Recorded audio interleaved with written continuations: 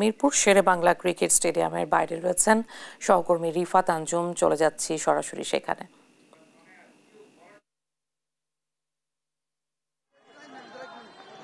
এই মুহূর্তে আমি আছি মিরপুর স্টেডিয়ামের যে মূল গেটের সামনে।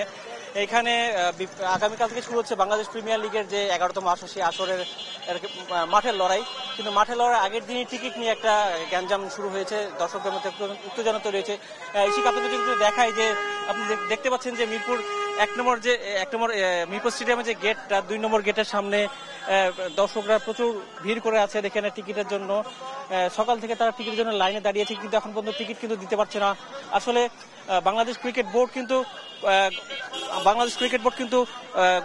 গেল কয়েক বছর ধরে টিকিটের মূল্য তালিকায় কিন্তু আগে থেকে দিয়ে এসেছিল, কিন্তু এবারে বিপিএল এখন পর্যন্ত কিন্তু টিকিটের কোনো মূল্য দিতে পারেনি। এখন পর্যন্ত বিসিবি আনুষ্ঠানিকভাবে কিছু জানায়নি, এবং এছাড়া দর্শক যারা আছে তারা কিন্তু জানে না যে আসলে টিকিটটা কোথা থেকে নেবে। বাংলাদেশ ক্রিকেট বোর্ড জানিয়েছিল যে এবারে বিপিএল টিকিটগুলো অনলাইনে বিক্রি করা হবে, কিন্তু অনলাইনে কোথা থেকে বিক্রি করা হবে বা কিভাবে তারা টিকিটগুলো পাবেন এই সম্পর্কে কিন্তু তারা দর্শকরা একদম অবগত নয়। সেই জন্য কিন্তু সকাল থেকে এই টিকিট প্রত্যাশীরা কিন্তু এই মিরপুর স্টেডিয়ামের যে কাউন্টার যেখানে টিকিট বিক্রি করে সেখানে কিন্তু ভিড় জমেছে, এবং শেষমেশ তারা টিকিট না পেয়ে বিক্ষুব্ধ যে দর্শক রয়েছেন, টিকিট প্রত্যাশী রয়েছেন, তারা কিন্তু এখানে এসে ভিড় জমিয়েছেন টিকিটের জন্য, যে তারা তখন টিকিট পাবেন।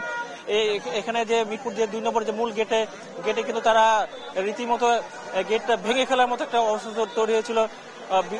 ভিতরে যে নিরাপত্তা কর্মী রয়েছে তারা কিন্তু পরিস্থিতি সামাল দেওয়ার চেষ্টা করছেন। তো সবকিছু মিলিয়ে আসলে বিপিএল এর শুরুর আগের দিনই যে একটা বিপিএল এর হাইপ সেটা কিন্তু তৈরি হয়েছে, এবং বিতর্ক ছাড়া কিন্তু যে বিপিএল তো হয় না আসলে সেটা আরেকবার বাংলাদেশ ক্রিকেট বোর্ড প্রমাণ করলো। কারণ আগামীকাল খেলা মাঠে করাবে, কিন্তু মাঠে করানোর আগ পর্যন্ত যে টিকিটের মূল্য তালিকা এখন পর্যন্ত প্রকাশ করেনি, টিকিট কোথা পাবে কোনো কিছু কিন্তু কোনো বাংলাদেশ ক্রিকেট বোর্ড জানাতে পারেনি। তো সবকিছু মিলিয়ে এখানে একটা বিশৃঙ্খল একটা পরিস্থিতি তৈরি হয়েছে। এখন এখানে যারা টিকিট প্রত্যাশী রয়েছে তারা কিন্তু আসলে এখানে অপেক্ষা করছেন যে তারা কখন টিকিট পাবেন বা টিকিটের বিষয়ে একটা নির্দিষ্ট তথ্য তারা জানতে যাচ্ছেন। সকাল থেকে এই যে ভিড়টা এখানে লক্ষ্য করা গেছে, এখানে কিন্তু এখন পর্যন্ত কিন্তু তারা মিরপুর 2-এর যে 2 নম্বর যে গেটে আছে সেই গেটে এখানে কিন্তু তারা ভিড় জমিয়েছেন। সবকিছু মিলিয়ে আসলে এখানে একটা অস্বস্তিকর অবস্থা তৈরি হয়েছে। এখান থেকে যদি কোনো পরবর্তী আর কোনো সংবাদ থেকে আমরা পরবর্তী জানিয়ে দেবো।